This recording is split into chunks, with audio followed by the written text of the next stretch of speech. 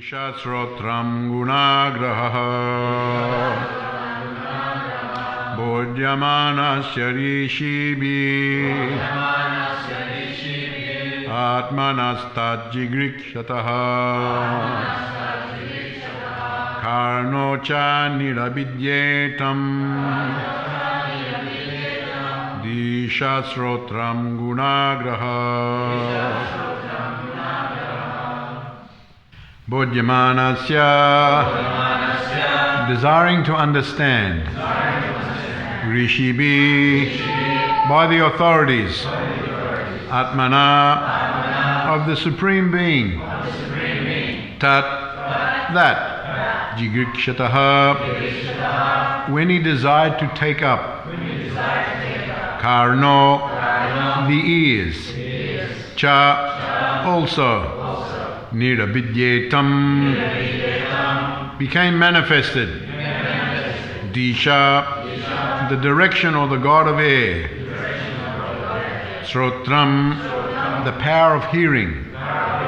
Gunagraha, and the objects of hearing. Translation. By development of the desire of the great sages to know, the ears, the power of hearing, the controlling deity of hearing, the objects of hearing became manifested, and the objects of hearing became manifested. The great sages desired to hear about the self. Purport. As stated in the Bhagavad Gita, by advancement of knowledge, one should try to know about the Supreme Lord, the summum bonum of everything. Knowledge does not mean knowledge only of the laws of nature or physical knowledge, which are working by the direction of the Lord. The scientists are eager to hear about the physical laws working in material nature.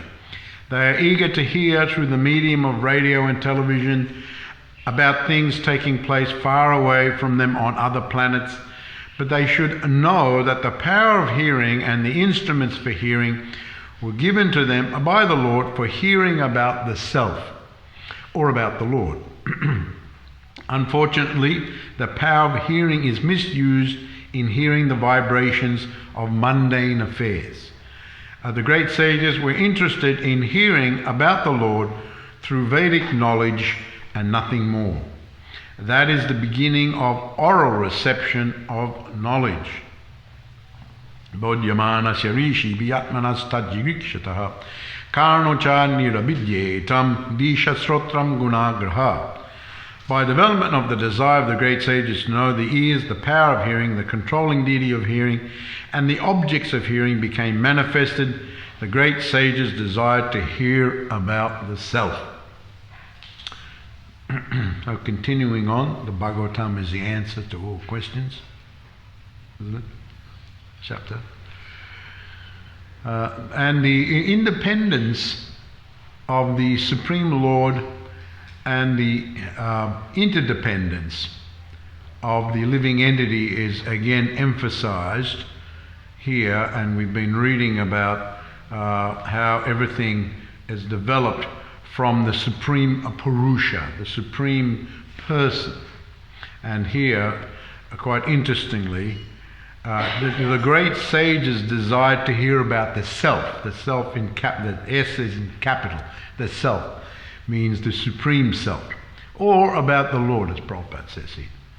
So the sages wanted to hear about the Supreme Purusha. I remember when Prabhupada gave a lecture at Gandhi Hall in Ponsonby in Auckland many years ago. One question one man asked, a little bit challenging. He said that, can you enlighten us about the form of the Supreme that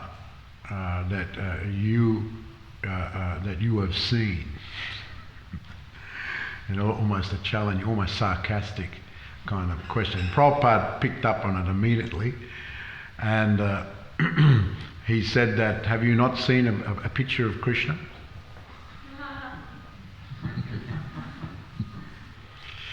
How you can say that there is no form. So Prabhupada turned it around because he picked up on the tone, And you could say, well, he's just asking to be enlightened about the form. But actually, it was a little bit sarcastic, because this person was an impersonalist. He was a Mayavadi.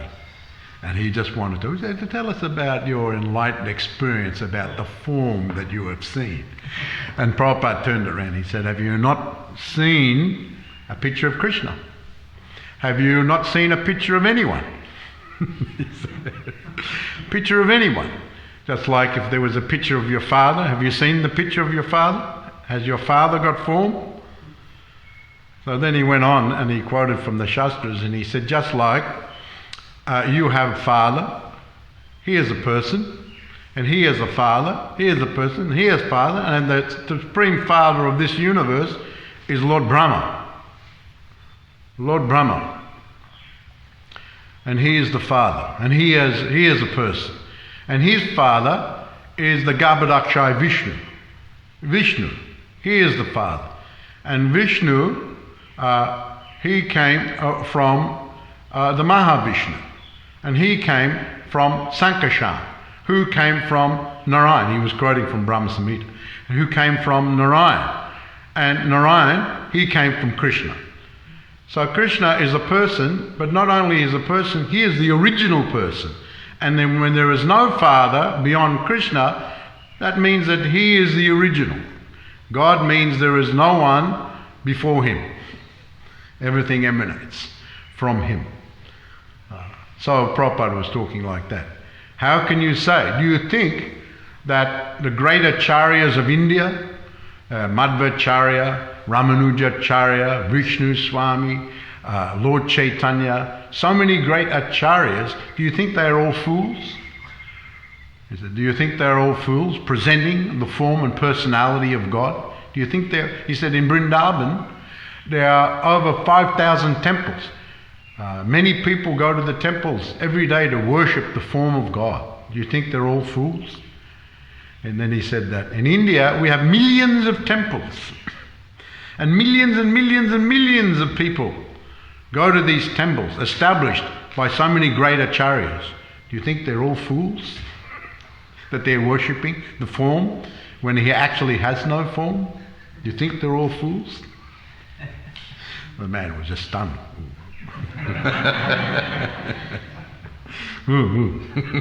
As if so, I never thought about that.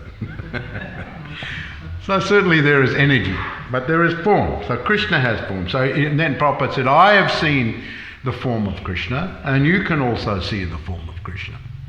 Why you can say there is no form? So this is the Purusha. Purusha means person. And so ultimately there is the Supreme Person. And going back to this point, the great sages desired to hear about the self, capital S, about the Lord. Of course there is small s, our individual selves, but especially the sages wanted to hear about the Supreme Lord. So from time immemorial they are like that. They are the Rishis, isn't it? Bodhyamanasya Rishibi. These words, Bodha, Bodhya, just like in Buddhism there's a Bodhi.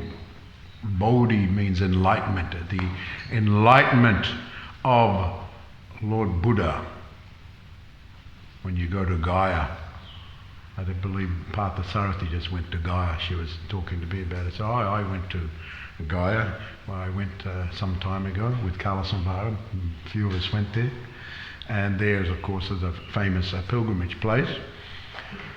And also Lord Buddha went there and he attained a Bodhi, enlightenment. So Bodhya comes from Bodhi or Buddhi, which means intelligence. But Buddhi, and you could go Bodhya, Bodhi or Bodhya means to understand or to be enlightened. So the Rishis, now generally there are three categories of Rishis. There's the Deva Rishis. They are great sages in the heavenly planets. They are called Deva Rishis. And then there's the Brahma Rishis. They are great sages generally from the Brahmana line, Brahma Rishis. And you have the Raj Rishis. They are the Rishis from the great kings, Raj Rishis. Then there are other types of Rishis, but they are the general characters. So these Rishis, from time immemorial, they have always wanted to understand about the Supreme Lord. So, of course, everything emanates from the Supreme Lord Krishna originally, and then coming through all the different expansions and incarnations and so on and so forth to the Purusha, the Mahapurusha, the person. So originally, because the Lord has ears, the Lord has eyes. In the Christianity we have there's that famous statement that man is made after the image of God. So of course there are many different species of life, all have certain types of ears and eyes and noses and so forth. But the human especially is made after the image of the Supreme Godhead, originally Krishna. So the Purusha. So because Krishna has eyes and ears, therefore it is reflected in ourselves, and it is reflected in all different species of life. And, even the trees have some sort of eye vision or something like that. They know where the sun is. You can see the trees are always going over there. They're trying to get the sun. You see they lean over. So there's always some type of eye and ears or touch. All the eyes and ears and so on look different in the different species. But when you come to the human and the demigods and so forth, in the image of the Supreme, in the image of Krishna. So he is the Purusha, expanded again, and because he has the eye, therefore we have them. It's not the other way around. That because we have them, then does the Supreme does the Supreme have something like that because we have them? No, it's because he has them, we have them.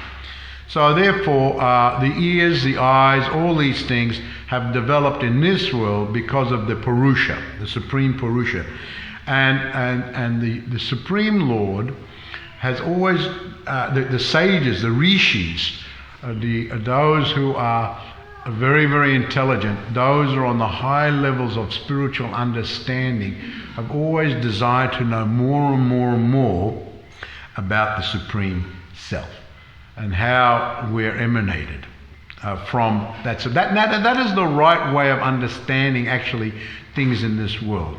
Just like we have in Bhagavad Gita some of the subjects. Prakriti is one of the Prakriti means the material world, but the knowledge of Bhagavad Gita, and here Prabhupada refers to Bhagavad Gita. As stated in Bhagavad Gita, by the advancement of knowledge, one should try to know about the Supreme Lord, the summum bonum of everything. So, especially in the chapter 4, Nahi Jnanena Sadrisham Pavitam Iya Vidyate Tatsayam Yoga Samsiddhim Kalinatmana Vindati. There's nothing more sublime and transcendental than the transcendental knowledge. And actually, when one attains this knowledge, one attains peace within them. Prabhupada actually comments, there's no need to look for peace outside. Because when you attain transcendental knowledge, you will attain peace within yourself. No need to go anywhere. People always want to be peaceful. They don't like to be agitated. So they try to make a situation where they can be peaceful.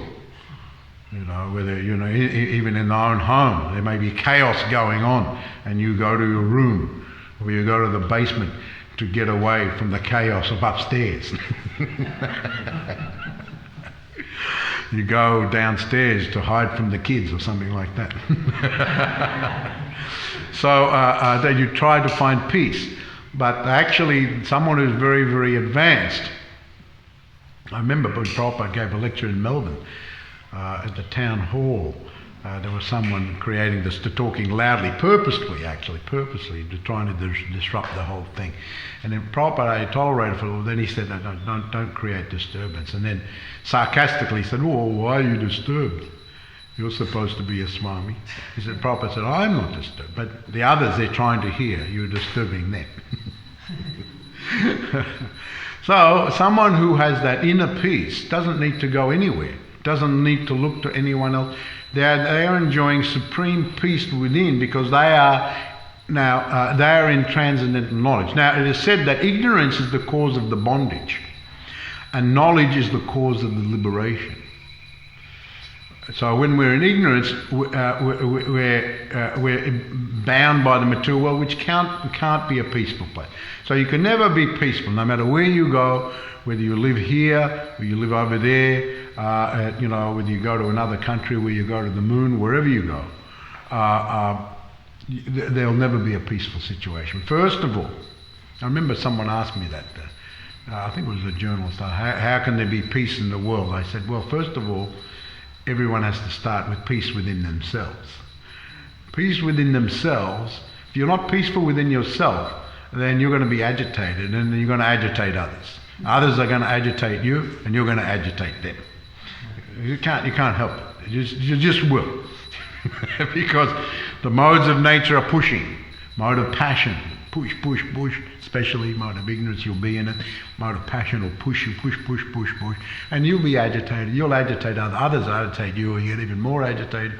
And in the whole world, it's like we've got at the moment, wars are going on, all sorts of things are going on. And so it will always be like that. There'll never be a time where that won't be there. Because first of all, peace within yourself. So peace, the Rishis always desire this from time immemorial. Now here is kind of related to the expansion of hearing, coming from the Supreme Purusha, because the sages, the Rishis, wanted to hear about wanted to hear about the Supreme Self. Therefore, their hearing developed. Of course, we understand over and above that the Supreme Lord has ears, and has eyes, has a nose, has a sense of touch, has all those things. So the Supreme Lord's senses are completely transcendental and unlimited. Each one of the senses, we know, can do the work of any of the others. In other words, the Lord doesn't have to use his eyes just to see. He can use his ear. He can see with his ears. He can see with his nose. All the senses of the Supreme Lord are unlimited, and unlimitedly see. They're interchangeable. This is something inconceivable for the conditioned soul, because we have a material body that is limited. We can't see with our ears. We can hear, we can't see. So it's very limited. We can eat with the mouth. We can't eat with the ears. And if you try to get a banana and you try to put it in the ear, you won't be able to eat it. You just make a mess in your ear. But of course, the Lord can do anything. He can get that sense to act for eating. He can get that sense to do anything, and unlimitedly.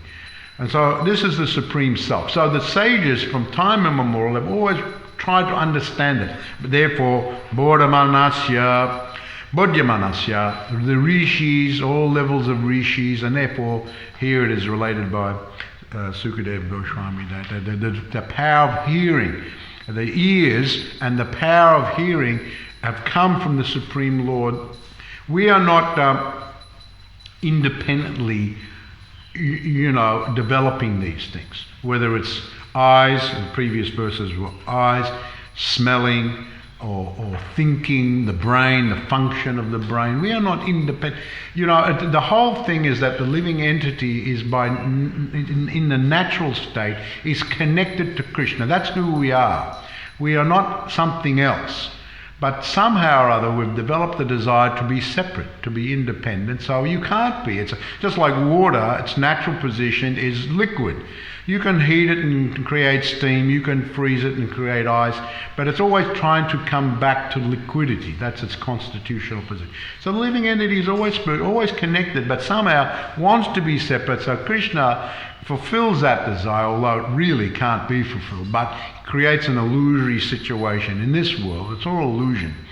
That we're thinking we're independent, although Krishna's right next to us, and anything we do is given by Krishna. Even this body, the ears, the eyes, all given. So we're thinking we're independent, and in the previous purport, Prabhupada actually mentions that the living entity cannot actually do anything independently. He can simply think that he's doing something independently. Right?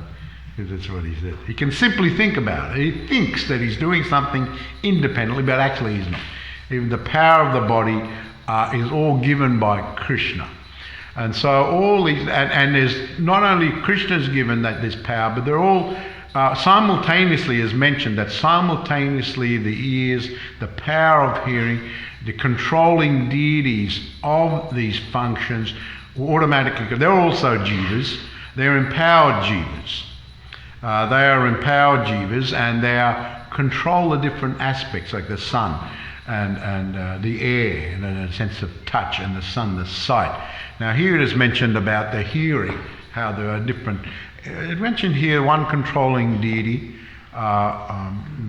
related to the vayu, related to the air, although I have read in the third canto where it is explained that the controlling the deities of hearing are the main demigods, and all the main demigods, and they are called the devatas, or lokapalas, the demigods in charge of the directions.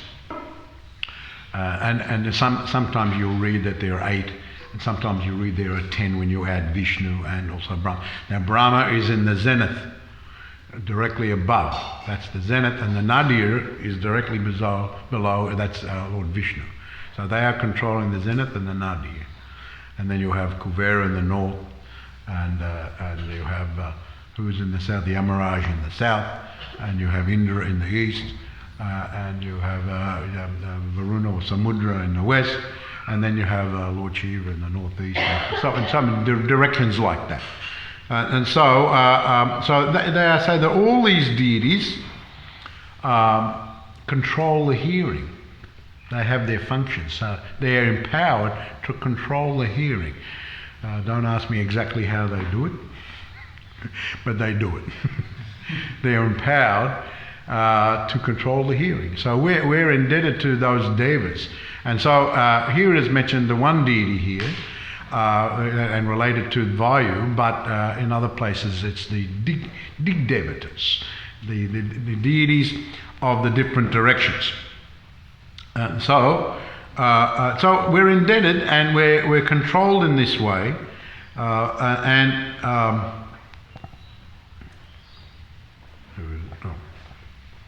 but we are foolishly thinking we have so much independence, but that is false. But we should become like the Rishis. The Rishis who desire to hear about the self, desire to be in transcendence, and desire to hear about the Supreme Self primarily. And that is Prabhupada actually mentions here. That is the right use, the total proper use of the function of hearing. To understand transcendence, very, very important to understand. Now here, Prabhupada mentions that once you try to know about the Supreme Lord as the summum bonum, that means the totality of everything, the topmost position of everything.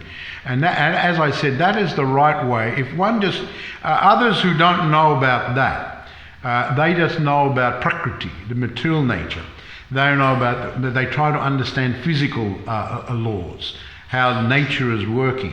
And because they're using and they're thinking that their brains and their senses, and they develop it, and so on and so forth, they're limited by that, their brain power. Even now, I read many years ago that there were some scientists in England who were researching on the brain, and they made a statement that we think we have found the spot in the brain, the area of the brain which is used in the brain to think spiritually, to think about spiritual things. And so they were trying to present it as spiritual things. It's just a function of a certain area of the brain. And they actually gave it a name. They called it the God spot. The God spot of the brain. This area of the brain is called the God spot. And I read, and then some journalist asked some big archbishop about what do you think of this statement by these scientists about the God spot. said, well, I'm not a scientist, I don't know so much about the brain, but if there is a God spot, God put it there. I thought that was a very good answer. That's a very good answer. Good. So, if you take, now they say this area, the scientists said that this area, they think, their researchers, they think that this is what, the area that is used. But there has to be some area that's used in the brain to think about things. So whether it is or not, I don't know. But he was right, that Archbishop was correct. Then God put it there so you can use it to think about the higher things. If you were to take that brain out of the body, but beyond the brain is just a functionary. The brain is used. It's like a computer. The things are impulses are fed into it, or whatever it happens there, and then it processes all that, and that's the function of the brain. So therefore, there's an area that does that. But beyond that is the soul, and beyond that is the super soul. So Krishna has arranged, if there's an area, maybe there has to be an area, and Krishna put it there so we can use it. If you were to take it out of the brain, out of the body, and have it just on the side there, because how long a brain would function, but would it function to understand spirituality just by itself? And of course, people say that all the species just developed by the evolutionary process and so on and so forth. But there's so many species of ants that are all similar. So many billions and things, and they all developed simultaneously in similarity to each other, just by chance, just by association. It's very, very difficult to accept.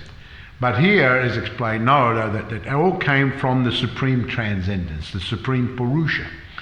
So if one limits oneself to just physical knowledge, of course, Krishna talks about Prakriti, and that knowledge means knowing about Prakriti and knowing about Jiva, and knowing about Ishvara, and knowing about Kala, and knowing about Karma, and knowing about all these things. But the priority is knowing about the Supreme Purusha. That is the priority. Others come secondary. If you know about the Supreme Purusha, the Supreme Transcendental Personality of Godhead, then very nicely you will understand all other things. So this is the point that Prabhupada makes here in regard to physical knowledge as opposed to transcendental knowledge. So if the power of hearing is used for transcendental knowledge, then one will be elevated. As I said, knowledge liberates one, and ignorance binds one to the material world. So by just thinking oneself independent, just limiting oneself to knowledge without understanding the transcendental knowledge, one will stay bound in the material world. One won't be able to rise up to the transcendental position. So in this way, Prabhupada says here, the hearing is being misused. And instead of hearing transcendental sound vibrations, we're hearing mundane sound vibrations only. And so these mundane sound vibrations, although temporarily pleasing may be, or temporarily very harsh, are just all temporary and binding to the world. So this is called prajalpa. Prajalpa, just engaging in mundane talks and a mundane hearing and a mundane understanding, all under the category of prajalpa. But we read in Bhagavad Gita where Krishna describes matchita matgita prana bodhiyanta. Get this word, bodhiyanta paraspara katayantas chamam nityam tusanticha ramanticha. That the great sages, they're not like that. Bodhiyanta paraspara katayanta. What are they engaged in? Katayanta chamam nityam tusanticha ramanticha. They are engaged in transcendental subject matters. They are engaged in those who are really on the bodhi or the buddhi, the transcendental understanding level. They are always absorbed in hearing and chanting about the Supreme Personality of Godhead. They're not interested in other things. Especially when you come to the position of understanding Krishna, one is fully satisfied. Not even other aspects of transcendence. Although we hear about other aspects of transcendence, we hear about Prakriti, but actually the primary interest is about Krishna and the devotees of Krishna, or the Leela and the pastimes and so on and so forth. One is totally absorbed in that. I remember, I think I've told before also, when Prabhupada in the beginning days was in San Francisco, that Lou Gottlieb wanted to take Prabhupada out to his Morning Star Ranch, which is a little bit up above San Francisco there. And a few devotees, early devotees, were living out there. Madhavisa was living out there, and Tamal Krishna and Vishnu Jan, they were all living out there. It was a kind of a hippie haven at the time. Lou Gottlieb was a little bit older, he owned it. But he wanted to take Prabhupada out there for some chanting and a little bit of a discourse. And in the car, and he drove this little beetle, there's descriptions in the Leelamrita, I think. He drove a little beetle, and Prabhupada was in the back. He was driving Prabhupada, and then he was just talking about this and that and the other thing, about the different paths, and he had his opinion about that, and different states and so on and so forth. And Prabhupada, he was talking for a while, then Prabhupada just interrupted. He said, Mr. Lou, when one has reached the top, Krishna, then all other paths are just superfluous. So that is very well said. Prabhupada had the perfect statement. Mr. Lou, when one has reached the top, all other paths are superfluous. So the great sages, the Rishis, Tushyanticha, Ramanti, they relish Tushyanti, Ramanticha, a great relish to just hear the chanting. And this particular, I mentioned the story of Prabhupada speaking at the Gandhi Hall, where he answered to that man about the form of the Supreme Lord, the form of Krishna. In the end, he said, please come to our deity installation, which they were having just a few days later. The installation of Sri Sri Radha Giridhari. It's there, just this last weekend, they had their 50th anniversary, the 50th anniversary of the installation of Sri Sri Radha Giridhari in Auckland, the little house in Mount Eden there. And I couldn't be there, but I did a Zoom and I did a video I sent there.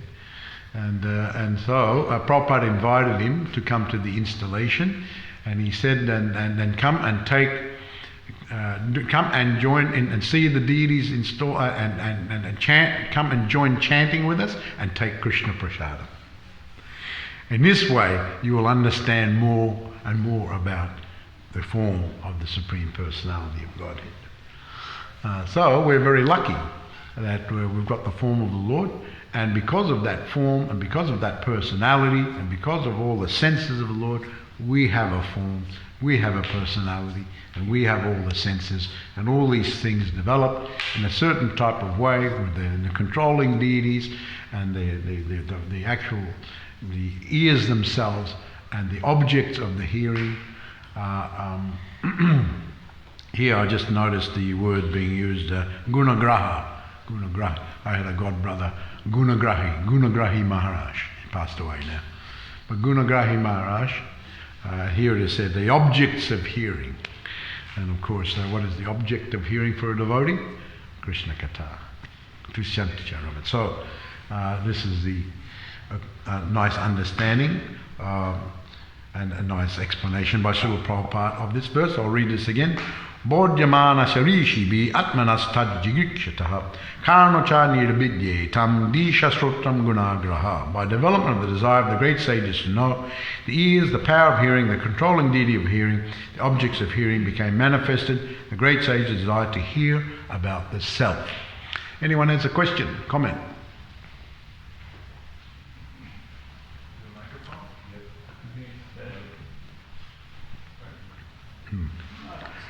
Today also is the anniversary of the disappearance of Vrindavan Das Thakur, one of our great acharyas. Srila Bhaktisiddhanta Saraswati Thakur glorified him, and also Srila Prabhupada glorified him as the Veda Vyas of the pastimes of Chaitanya Mahaprabhu. So you can read that nice story of Vrindavan Das Thakur. Yes, Prabhu, yes. Thank you.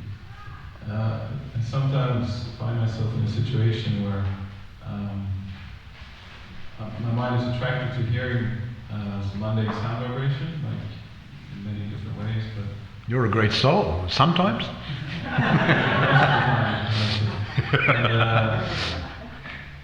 And, I know that I would ultimately be more happy listening to Krishna Katha, because I always end up in the same way, same miserable state of mind. Hearing a mundane sound vibration, but still it can be very difficult to make that decision. Is there any practical advice? Well, one has to be purified, just like Prabhupada instructed that man and invited him to come and join us in the chanting, take Krishna Prasad. See, because we are not, our inability to concentrate fully. And Prabhupada explains this in one purport and over a few verses of the Bhagavatam, in that when one is not pure, then one cannot give that full concentration. One will always be distracted, one will be agitated. The modes of nature still affect one. So therefore, it's a question of purifying our existence by doing this chanting, and by taking prasad, by associating with, by doing the seva, by seeing all these aspects of devotional service, one purifies. And then the more one gets purified, the more very naturally